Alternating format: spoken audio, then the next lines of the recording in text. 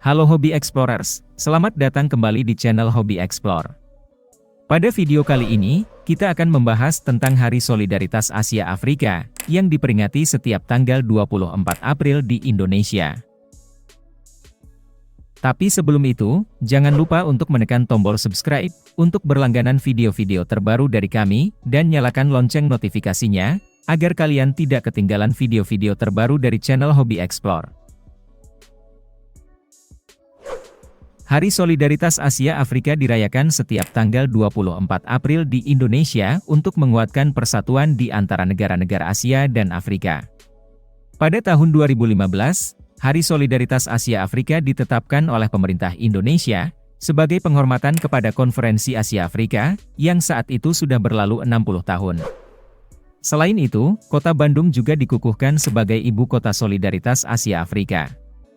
Konferensi Asia Afrika sendiri diadakan pada 18 hingga 24 April 1955 di Gedung Merdeka, Bandung, Jawa Barat. Sebelum Konferensi Asia Afrika, banyak negara di Asia dan Afrika sedang berjuang untuk merdeka setelah Perang Dunia Kedua.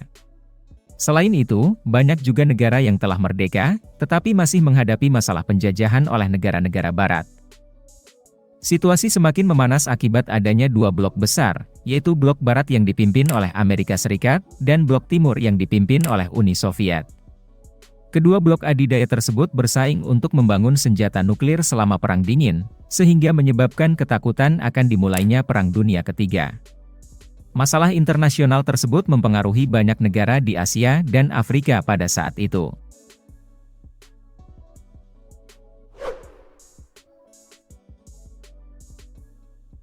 Di awal tahun 1954, Sir John Kotelawala, Perdana Menteri Ceylon, yang kini dikenal dengan Sri Lanka, mengundang para Perdana Menteri dari India, Pakistan, Indonesia, dan Burma, untuk mengadakan sebuah pertemuan informal pada Konferensi Kolombo. Presiden Soekarno menanggapi undangan tersebut dengan menyarankan agar Ali Sastro-Amidjojo, Perdana Menteri Indonesia, menyampaikan gagasan mengenai penyelenggaraan pertemuan yang lebih luas antara negara-negara Asia dan Afrika di Konferensi Kolombo. Soekarno menyebut bahwa Konferensi Asia Afrika menjadi cita-cita bersama untuk memperkuat solidaritas Asia dan Afrika yang terwujud melalui perjuangan melawan penjajahan. Konferensi Kolombo dilaksanakan pada 28 April hingga 2 Mei 1954 untuk membahas isu-isu kepentingan bersama. Di dalam konferensi tersebut, Ali Sastro-Amidjojo mengusulkan bahwa pertemuan lain antara negara-negara Asia dan Afrika yang lebih luas, harus diselenggarakan untuk membahas berbagai masalah penting, meskipun dihadapkan dengan keadaan yang masih meragukan apakah usulan tersebut diterima atau tidak, oleh semua peserta konferensi. Pada 28 hingga 29 Desember 1954, pemerintah Indonesia mengundang para Perdana Menteri yang menghadiri Konferensi Kolombo di Bogor untuk membahas persiapan penyelenggaraan Konferensi Asia Afrika.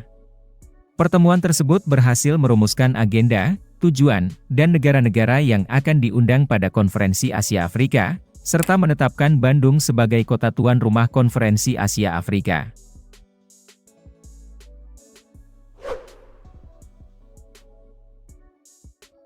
Pada tanggal 18 April 1955, Gedung Merdeka Bandung menjadi tempat pertemuan bagi 29 negara peserta Konferensi Asia Afrika.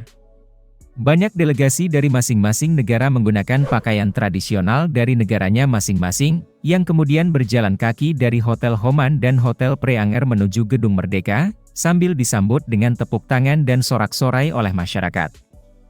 Momen ini kemudian dikenal sebagai langkah bersejarah atau The Bandung Waltz.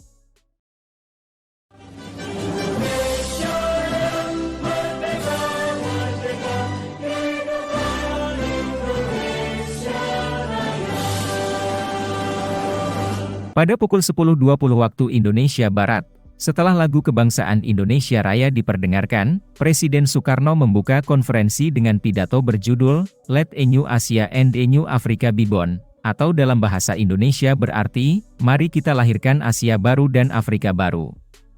Dalam pidatonya, Soekarno menyampaikan bahwa meskipun para peserta berasal dari budaya, agama, dan latar belakang yang berbeda, mereka bisa disatukan oleh pengalaman pahit yang sama dalam menghadapi kolonialisme. This is the first intercontinental conference of colored peoples, so-called colored peoples, in the history of mankind.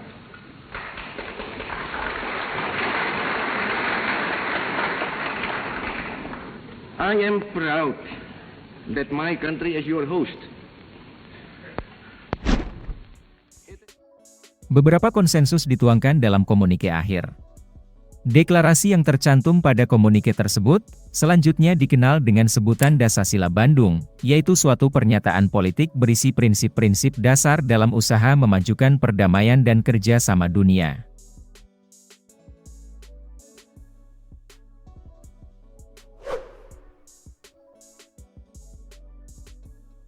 Setelah konferensi Asia Afrika yang diselenggarakan di Bandung, semangat dan kekuatan moral para bangsa Asia dan Afrika dalam memperjuangkan kemerdekaan semakin kuat. Dampak dari konferensi tersebut juga menghasilkan berdirinya sejumlah negara merdeka di kawasan Asia dan Afrika, yang menunjukkan bahwa semangat Dasasila Bandung yang semakin merasuk dalam jiwa bangsa-bangsa tersebut.